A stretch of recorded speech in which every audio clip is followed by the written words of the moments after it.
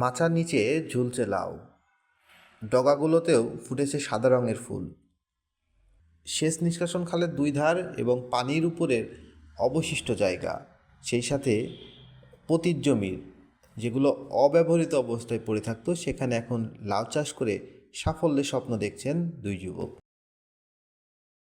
দীর্ঘ 1 কিলোমিটার খালের পাড়কে কাজে লাগিয়ে সাব্বির ও সুজন করছেন লাউ চাষ।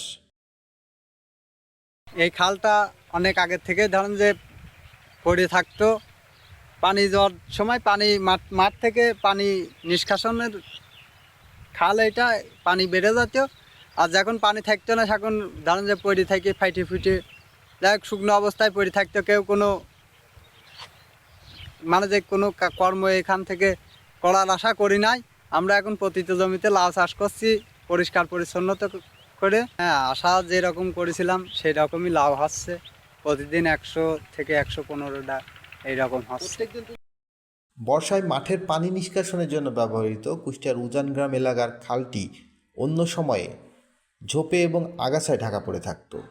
তবে এবছর পরিষ্কার করে সেখানে হচ্ছে লাউয়ের আবাদ। খালের পানি প্রবাহ ঠিক রেখে এবং পাড়ের কোনো ক্ষতি না করে তারা করছেন লাউয়ের চাষ। তাদের এই চাষ দেখে উৎসাহী হচ্ছেন স্থানীয় কৃষকরাও। জায়গাটা পতিত জমি, পানি নিষ্কাশনের জায়গা পড়ে থাকতে বুঝছেন। যদি সরকার ভালোভাবে কিছু সহযোগিতা করে তাহলে হয়তো আমাদের অনেকটা সুবিধা হয়।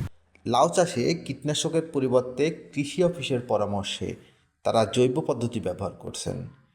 এই খালের উপরে আমরা লাউ চাষ করাইছি। আমরা এই পতিত জমিতে লাউ চাষ করার জন্য যশোর অঞ্চলে টেকসই কৃষি সম্প্রসারণ প্রকল্পের আওতায় থেকে তাদেরকে আমরা বিভিন্ন উপকরণ দিয়েছি এবং উপকরণের আওতায় এই প্রদর্শনী বাস্তবায়ন করা হচ্ছে। একদিকে যেরকম নিরাপদ সবজি উৎপাদন করছি, পরিবেশ দূষিত থেকে মুক্ত হচ্ছে, কৃষকের স্বাস্থ্য ভালো থাকছে এবং বাজারে আমরা যারা ভোক্তা তারা কিন্তু নিরাপদ সবজি গ্রহণ করতে পারছি। সেই সাথে তাদের চাষে উৎসাহী এবং বিভিন্ন উপকরণ দিয়ে সহায়তা করছে যশোর অঞ্চলের টেকসই কৃষি সম্প্রসারণ প্রকল্প।